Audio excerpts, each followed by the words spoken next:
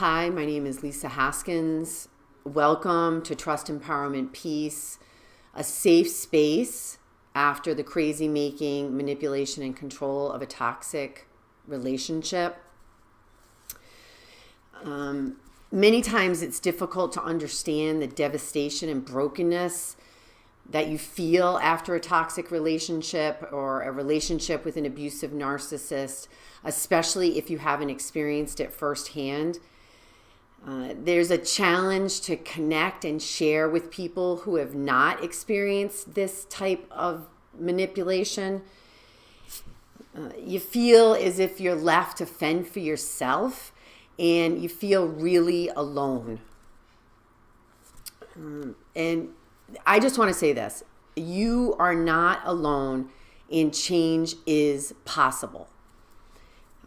Learning requires intentional effort and sustained focus to make real change.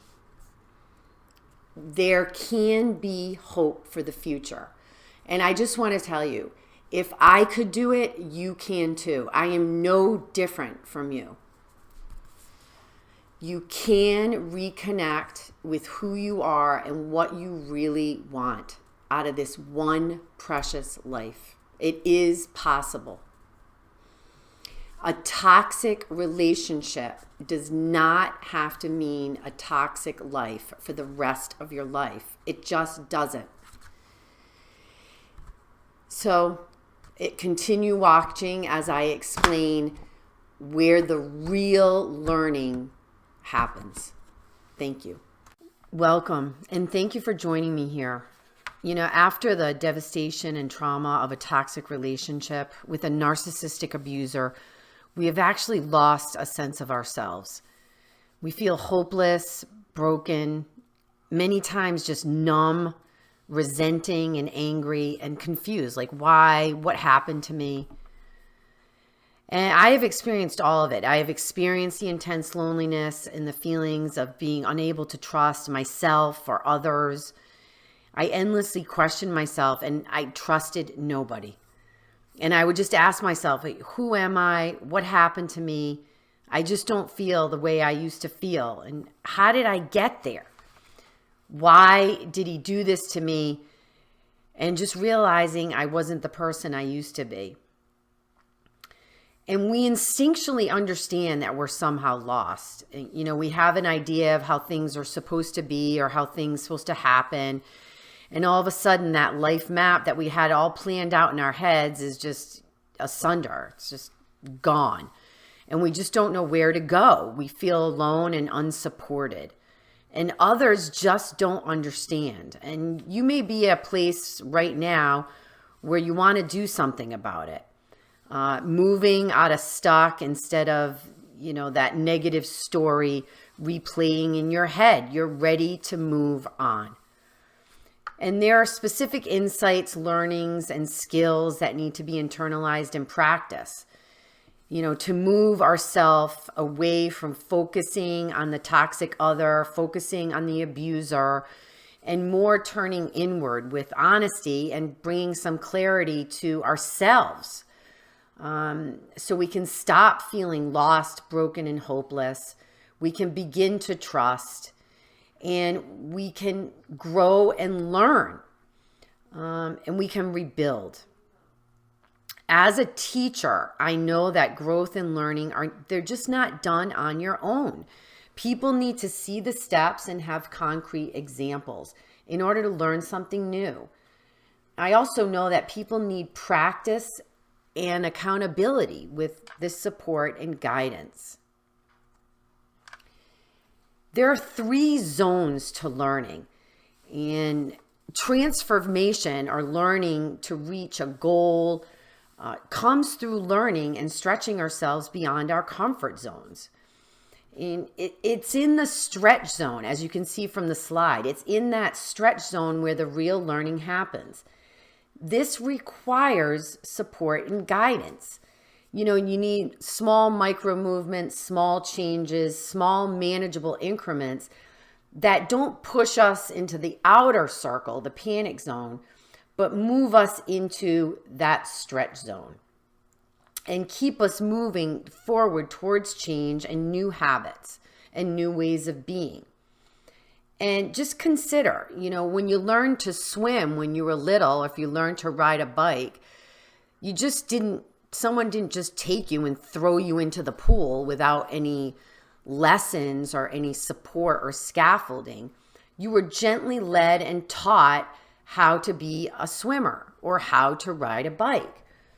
You can also consider, if you have a goal of running just a short race, a short 5K race. Let's say now you're comfortable walking a very short distance around the block. That's your comfort zone.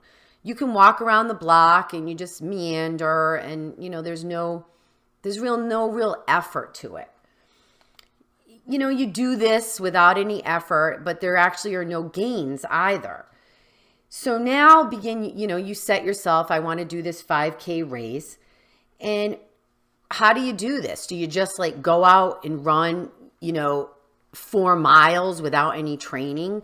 No, the best way to do and to get into your stretch zone is to have milestones. If you just start running the race, you're going to hurt yourself.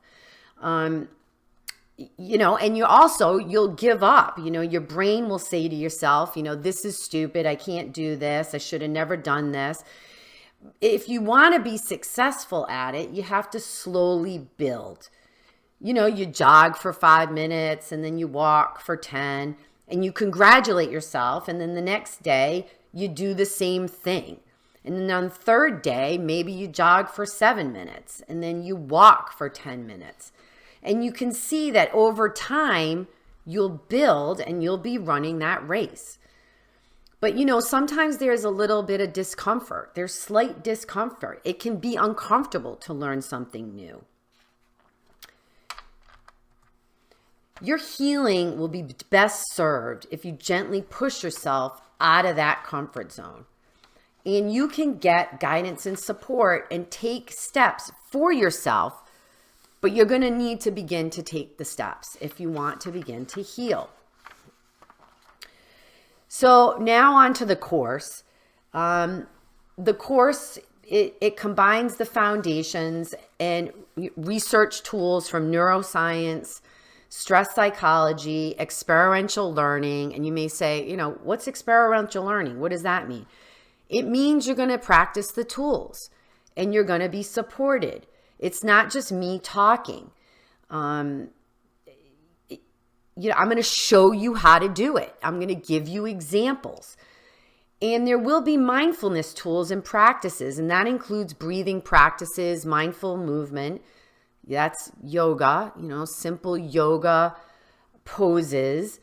And, again, yoga is not a religion. We're going to do some mindful movement, and it's just another mindfulness tool to support us in reconnecting with our body and dropping out of our mind, and connecting with our breath so that we can form that connection, that mind-body connection.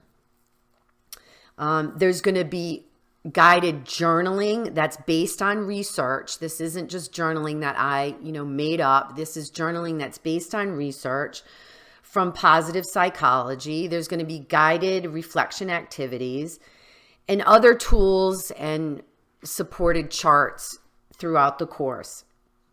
The course is going to specifically target and describe how the fight, flight, and freeze part of the brain and how that gets into overdrive after being in a toxic relationship, that kind of spinning and cycling, and how that exacerbates the chronic stress and trauma.